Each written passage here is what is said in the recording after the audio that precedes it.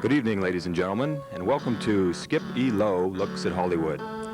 Tonight's guests are the beautiful and talented actress Susan Strasberg, and with her, Miss Marilyn Winfield. And also from the movies Pale Rider and Invasion USA, Mr. Billy Drago. And now, here is the man of the half hour, Skip E. Lowe. Susan, tell me something. You just got back from Israel. Israel and London. With Shelley Winters. Well, that sounds very strange. I know why I said that. I did a movie, why? Go ahead. I understand you were at Lisa, what's her name, the singer? Lainey Kazan. Lainey Kazan, Shelley Winters, and Susan Strasberg, yes, and Israel. In a Chuck Norris, Lee Marvin movie called Delta Force. It was interesting because whenever they saw Lainey and Shelley and I coming, they called us either the Andrews Sisters or the Hadassah. That's what I figured. But I had a lovely, lovely time, a very pleasurable time. And I did some writing. And you did writing now, really? Well, I'm finishing up a novel called Forever. And then it's interesting because Marilyn and I were talking about it. We're both in the process of writing books in different ways. She's writing a book about creative visualization, which she teaches. That's what she's doing now, isn't she? Yeah. Ah, what is that about? Tell me. Oh, it's a lot of fun.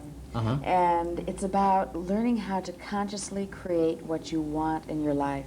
That we're not ever victims of circumstance, but that we can indeed have whatever we want. What you see may be what you get, right. in other words. Exactly. Are you writing the same thing, Susan? Something No, like that? no, but I'm writing a book about creativity.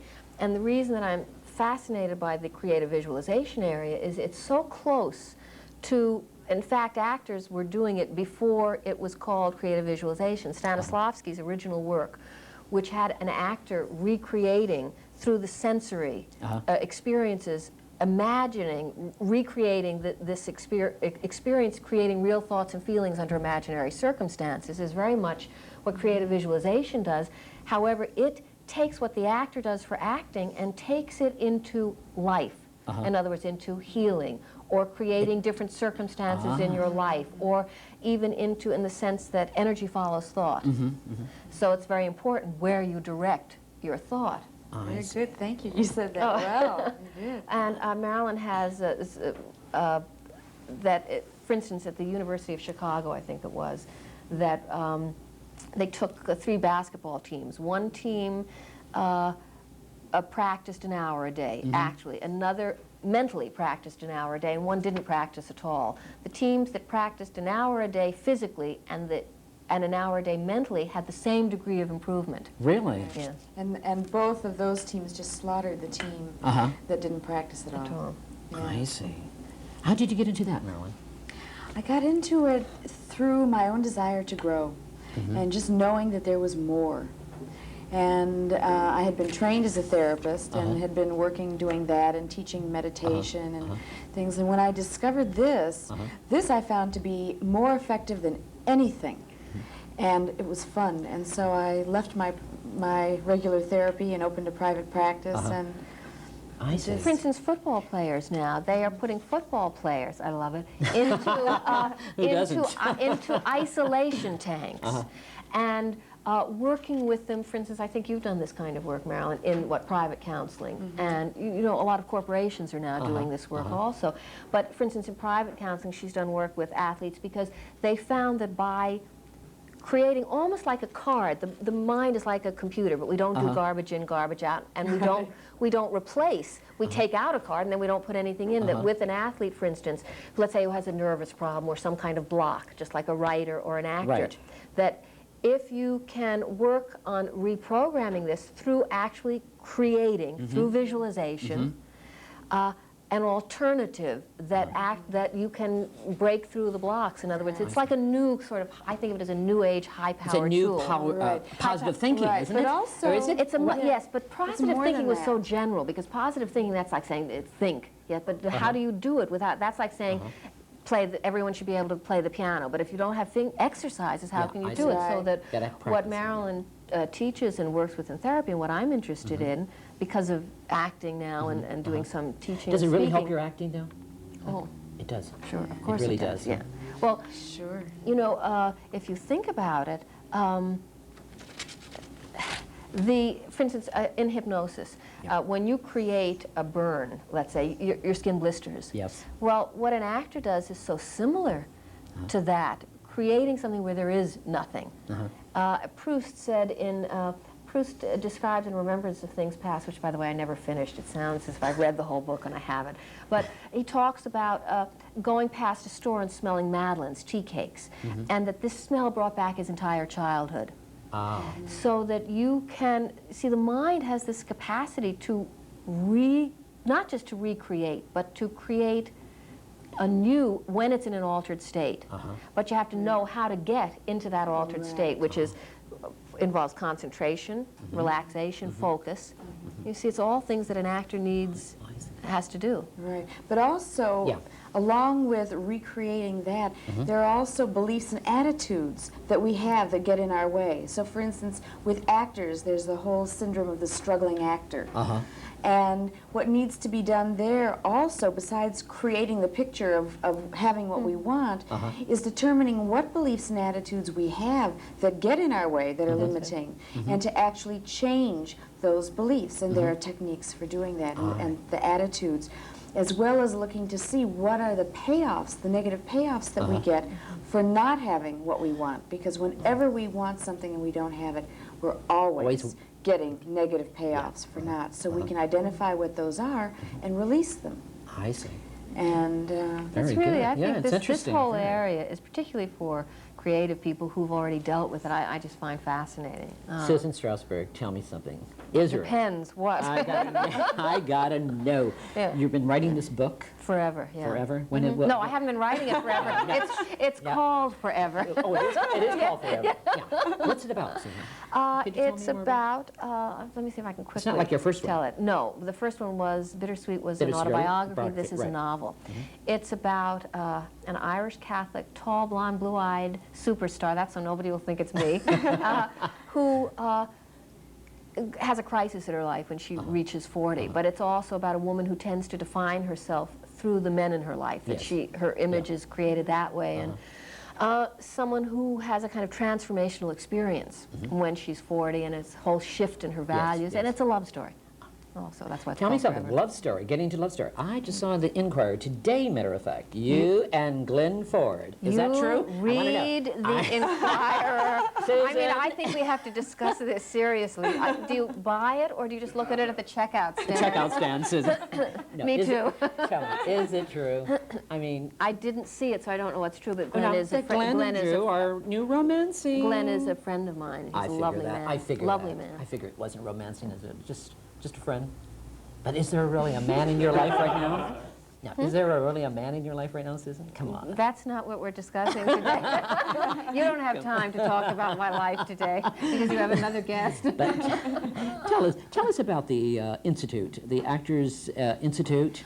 No. Tell us about the Strasberg Institute. Well, first of all, are you asking about the Actors Studio or the Institute? No, the Institute, first of all. Well, I'm not you're connected not connected with it at all, you see. That's what I want to ask. So, but there are a lot of schools that teach, that kind of have taken my father's work and are carrying it on. But of course, what you have to realize is that as each person takes the work and changes it so that it's individually, if I taught it or Marilyn taught it, it would be very different. So there's the Lee Strasberg Institute that's run by my stepmother, Anna Strasberg. There was a woman who just passed away, Peggy Fury, who was teaching there. My brother Johnny has a school, a wonderful school in New York, and he has a school in Paris, and he's teaching. And then there's the Actors Studio, which is continuing. And as a matter of fact, I wrote the foreword to a new book, which I think is remarkable, called Strasberg's Method, that Laurie Hull wrote, who had studied with my father for about 12 years. And it's all the exercise work. And what's interesting is that this exercise work, it's the first book, by the way, to explain things to me that I have not understood for 25 years. And when I read it, I said, I talked to my father a lot. I said, why didn't you explain it? Now I understand what you meant. It was because he was so intellectual sometimes that I was not smart enough to get it. But in this book, it's very clear. And what you see is that Stanislavski and Vakhtangov, at the turn of the century in Russia, when Freud was coming up in Vienna, that were developing techniques that we're using now in a much broader area. And as a matter of fact, Stanislavski said at one point that he felt that within 50 years his work would be studied by science. And he didn't do it as effectively, let's say, as the work that Marilyn and I are talking about, where there really are tools, where there's a process, but because he only applied it to acting. Yes. But they started to understand things about the mind. They were ahead of their times, in other words. So actors, of course, have been doing it. Your father was ahead of his time, too. Yes, he really I think was. so. Yeah, Oh, way definitely. ahead, yeah. Way ahead. He started in New York, didn't he, at the... He started... the Actors Studio in New York? No, Yes. really, he started with the group theater. My father really? trained 3 generations of American actors. He started with the group theater, and then went on to the studio, and had his own private classes all during the years. And of course, then became a movie star at 70, which I think is terrific. It's wonderful, yeah. I got to ask you this question. Marilyn would like to know, too, that Marilyn Monroe. Tell me about her. You knew her. Well, it's in my book. No, come on. I really, in the last book. because everybody's really talking about Marilyn Monroe nowadays. She's such a Well, legend. for instance, all right, Marilyn, for instance, would be a perfect example of someone who was in conventional therapy, because she went into psychoanalysis and yet could not change her habit patterns, because she could, you see, I feel that something like what we're talking about, the creative visualization work, as an adjunct to conventional medicine, to conventional therapy, would be phenomenal. That you can make, I'm not saying instead of, I'm saying along with, that, for instance, I have seen in healing work, I have seen phenomenal results, so far beyond, let's say, the law of averages, through the simple, because think about it this way, the mind and the brain is a muscle like any other part of the body, but there has to be a way of training it, of reaching it, of connecting it. You read so much about left-right brain things, so that in terms of potential now, I think we're right on the edge of a kind of, or maybe not even on the edge, but in the midst of some kind of huge transformation of awareness. I won't say consciousness, because that word has to do, but of awareness, where more and more people are looking for, they know that there's more. They are not satisfied. Even doctors, I know a lot of doctors, for instance, who will bring in someone who does creative visualization work, or some kind of alternative work. If you see, for instance, the work in all the articles about AIDS victims, and you start seeing that there are many people who have not died when they were supposed to, and have used alternative forms of healing, creative visualization work, other things that are available that a lot of people don't know about. It just, unfortunately, while the world's going on and we're living and dying, it takes about 50 years for information to filter down to the general public, and we don't have 50 years anymore. What was this gentleman that had cancer? He left it out. He got rented films, and what was his name? That's Norman Cousins. Norman Cousins. That was a wonderful thing. But that's right. If you remember that 20 years ago, when I can't remember the man who was the writer, Harrison Salisbury, went to China, and at that time, I mean, if you mentioned acupuncture, people would think you were insane. But because he went and he had credibility, and he was he had some kind of surgery, open heart surgery, and he came back and talked about it. Well, I feel that things like this are just at that point now where we're about to discover things that have been around always. I see. You know, which is so... You know, ladies, I'm going to bring a young man. He's a busy young man here in Hollywood. He's busy on television. He's doing a lot of TV things, and matter of fact, he did Pale Rider with Clint Eastwood, and you're going to love him. Let's give Billy Drago a nice round of applause. Drago? Drago. Hi, Billy. How are you? I'm really good. This is Susan Strasberg, Billy, Hi. and Marilyn. You did a film with Chuck Norris. We both did films with Chuck. I think he did the last one that Chuck did, the one that's out now, Invasion USA. Which one did you do with Chuck Norris? I'm sorry, thanks, Billy, here. Do this. I'll do it for you. I have Why? complete faith in you. Wait, well, my Well, hands are... that was Anyway, your first Billy, here. mistake. That was your first mistake, Billy. Go ahead. Terrific. So tell me, where are you from originally? Dodge City, Kansas. Dodge with, City. Dennis Hopper. Dennis from Kansas? I didn't realize that. He went to Dodge City Junior College. And he used to come, it's funny, he used to, when I was going there, he had went before me. And every so often he would get disgusted with Hollywood. He said, I've had it, I can't take it anymore. And he would come back to Dodge City, and he would show up in his pickup truck and come back to the junior college. And a wonderful man there, who's now dead, I think, ran the drama class at junior college, and he would enroll Dennis for like 3 or 4 weeks, and then finally say, okay, Dennis, time to go back to Hollywood. And, You're ready. Yeah, you're ready, you've rested.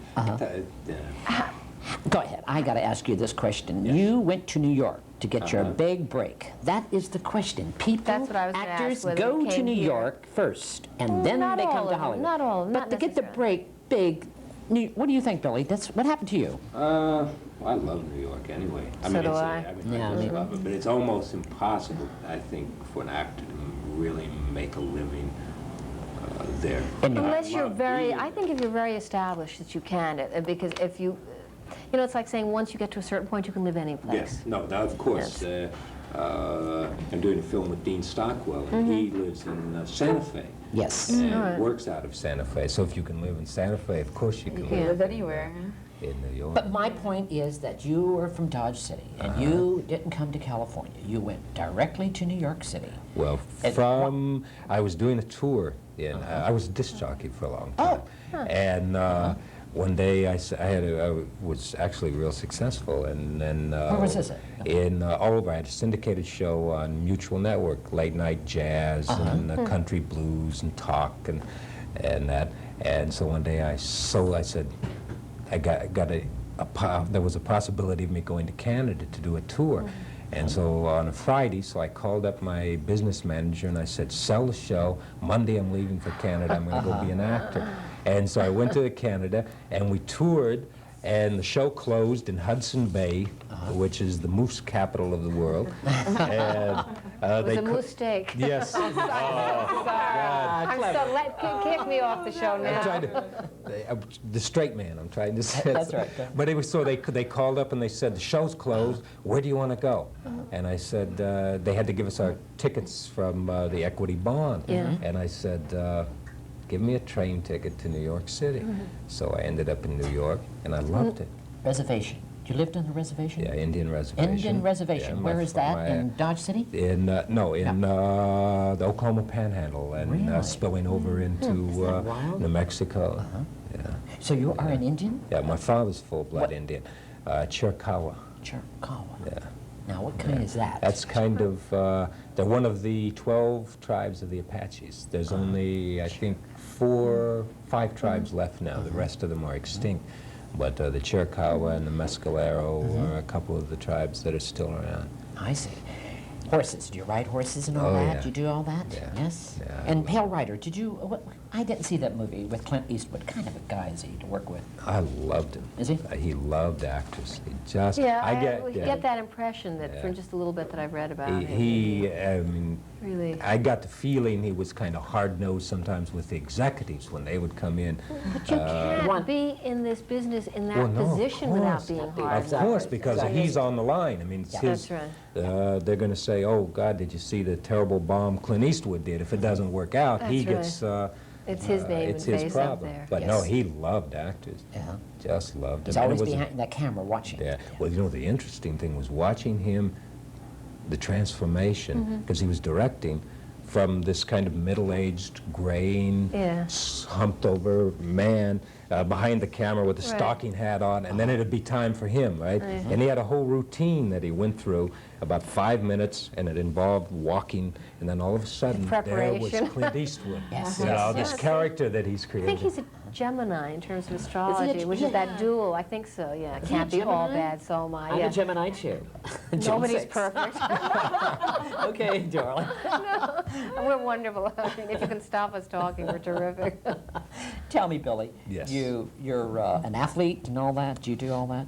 You do your Yeah. own stunts in the films? Unfortunately, they usually con you into. They say, "Well, we can get this great close-up if you're doing it." You know, You know. I've seen so many actors, the odds, doing things of their own. I mean, over the years that I've really gotten to a point, I used to do it just to show off I wasn't probably capable the way you are, that I now say somebody else gets paid to do that, someone else's Oh job. yeah. No, I usually I look at it and I say, well, wait a minute, maybe this is the more I do it, the more I think, I don't want to do this. So, Billy, tell me something. What was your first big break here in Hollywood? And you went to New York, and then what happened? And then, well, originally I came out here several years ago to do a movie with Lee J. Cobb right before he died. Wasn't he wonderful? Yeah. And we were in the middle of filming it when he died. It was called The Savage American, and they never finished. We were about 2 weeks into filming, and so he was a star in the film. Yeah, That's probably why. and yeah, I mean, That's right. that's why we didn't finish it. But they were the people. Playboy Films was doing the picture, and so they introduced me around to people and all that, and then so You've that got a helped great lot. face, doesn't he, Susan? He reminds me of your ex-husband a little, just a little. Yeah, there's Am I somewhat. correct? Christopher Jones, just a little of Christopher, yes. What's happening with Christopher Jones? I understand he's painting now. He's a wonderful painter. He is, He's yeah. always painted, but I think he's doing much more of it, much more now. I always thought he should exhibit his paintings, but I don't think he's interested in it. What did you do in New York? In other words, did you study or did you work? Yes. I worked with a man you might know, as a matter of fact, there, Walter Lott. Of course I know, sure. Yeah, Well, I Walter worked, trained with my dad. Yeah, I worked a long time with Walter, and let's see, Steve Railsback was with us, Yeah. and yeah, and then I did a lot of TV that they would come in there to film. And, You do a lot of television here in Hollywood. You do all the Yeah, all shows. I You've done Trapper and you've done Hunter. Yeah. Hunter? Yeah. That's a great show. I love that show. I- You like that yeah. show, Hunter? I love that show. I think it's a great show. I don't know. I think she I don't hasn't know seen yet. Hunter. You haven't seen Hunter? It's a marvelous show. Who's the guy in Hunter? Yeah, Is that that's you? the football player, Fred Dreyer. He's Right. a real interesting man, kind of like Richard Widmark. Yeah. Oh, that's Great. And he good. has the I've discipline. seen pictures, yeah. Yeah, he's he, great. he has the he didn't know that much about acting when he started, but he had the discipline that had come from all those years of being an okay. athlete to understand this is what I'm doing, so let me find out how to do it. Yeah, And, interesting. and you know what's interesting? Well, you were talking about when I was off, your body doesn't know you're acting. You know, which is the beautiful thing body? that Yes, I the love. The body body doesn't doesn't know. know it. The neurons in your Yes. nervous system cannot tell the difference between what you're actually experiencing That's right. and that which you're imagining. Really? So it becomes real. That's And right. because your body, as far as they know, if you're getting shot at or you're making a love scene or you're killing some, I play a lot of heavies. If you're raping and pillaging, when you get done at the end of the day, just like you I see. went through the whole thing. I didn't know. I love it. Oh, yeah. That's It's, interesting. because when you're doing it, really, when you're doing it well, you're in an, I feel, in an altered state. Oh, your I brain, believe that, yeah, 100%. just the way a musician is or an athlete is. You know, when you see so many of the books now, what is it, the inner game of tennis, the zen of something, and anything where you're using, but you're your own instrument. I see. You are the arrow that you Yeah. aim Yes, at the yes. mark. Yes, I see. And the process is, I'm not too esoteric, but the process is the important thing, That's not hitting the right. target. That's the right. target, Right. hitting the target, right. or the wonderful performance is the result of right. doing the process. Where do people see you, Marilyn? How do they contact you if they want to see you or Well, something? they can You're get- writing a book right now. Great eyes she's Well, got. She has great eyes. yes. Yes. I was just thinking, it's funny, we all thought Marvelous at the eyes, same yes. time. Thank But you tell- so much. I'm in the West Los Angeles area. My office is with Century West Chiropractic in Westwood, and the phone number, am I allowed to give No, that? no. Okay. That's all right. All right. That's right. And anyway, so I teach classes. I've got one that's starting on January 8th, and that will be 6 or 7 weeks long. I see. And just one night a week, and I work with individuals, and I give seminars. You do? So, I see. And you got a book coming, you're writing a book right now, is that it? I guess so. You and Susan So many together. people have asked me to write a book, and Susan and I were talking about that outside, and so You're from I guess I'm Chicago, going Illinois, to are you? a suburb of Chicago called Winnetka. Oh, I know. I The think big I- noise from Winnetka. I think I played Winnetka once, but I'm not sure. Near Rockford, isn't it? It's around that area? No? Is it Rockford around there? Rockford? No? Okay. It's Rockford is a ways. Okay. But Susan, you're from New York, aren't you, originally? Originally, yeah. Yeah. But I've lived half my life in California, half in New York, with about 5 years I'm in going to Europe. say it again. You're so New York to me. It's so theater, New York. I cannot think you as California. Never did. always think of you as New York. I'm the oldest new face in town. Do you like the theater, though, much better than the films? No. No, I knew you were going to say that. No. Okay, why? Why, Susan? There's something, yes, there's an immediate kind of, when you're with an audience, Yeah. you're getting and giving something immediately. Yeah. So that you're getting a certain kind of live energy. Now, you get it on a film set, but in a way, my mother used to say you have to go up and feel, she used to tell all the people she coached, Marilyn Monroe and Ellen Burstyn, people like that, hold the camera, touch it, make friends with it, feel it, connect with it. You know, I believe that I feel that you do actually, I mean, you say, well, it's a machine. But you know, we are very connected to the thing, everything that we use becomes an extension of ourselves. Because if you're frightened of the camera, you will not be able to have that love affair that someone, let's say, like Marilyn Monroe had with the camera. That's what James Bacon said. Plus the camera Same picks thing. up the energy, just like That's Corey in right. photography. That's right. Even if the audience can't see it, I mean, and know what it is they're seeing, they feel that energy because the camera picks it up and actually photographs See, film it. is to me magical. I don't know. Maybe I don't think it's my ego at this point, because you know, you get to a certain age, you don't want to see yourself blown up 50 times bigger than life on a screen. But there is something. Films are. It's a different kind of experience. Yes. And as an actor, probably. Maybe a little less satisfying in film, because let's face it, in film, Lassie can be a great actor. Ben the Rat can be a great actor. On the other hand, as an ensemble experience, it can be. I don't television. I don't like so much because of the time element. You know, because you're so rushed so much of the time. On the other hand, let's say live television, not live, you know, when you do it like Mary Tyler Moore show, things like that in front of an audience. I think that would be terrific. I would love to do something like that. You're rushed in if you're doing repertory company someplace. That's one right. show, That's and right. the next week, every week, you're rushed. That's Yes, So yes. it's just I like... really, you know what, if I'm acting, I don't care what medium I'm doing it. It's what I do. It's like saying a painter wants to paint. He paints whether it's acrylic or oils or pastels. It's part of, it's what I do. You know, girls, I really enjoyed having you. I really mean it. Weren't they wonderful? They Aren't they are marvelous? terrific. Thank Susan you. It's Strasberg been and so much Marilyn, fun you're being both here. wonderful, really.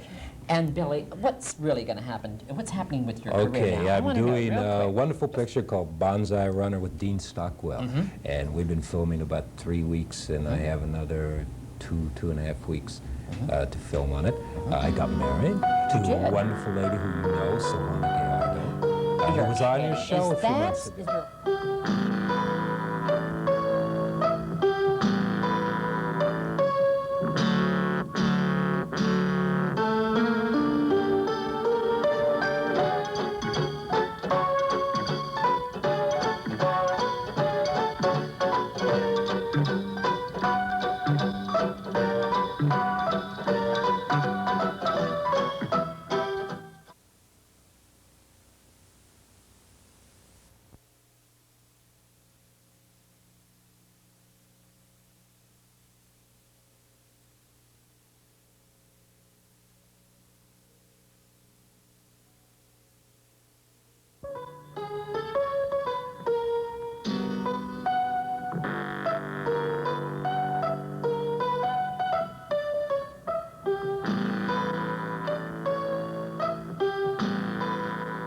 Welcome again to another 30 minutes with the Lowe, who puts a high in your viewing entertainment.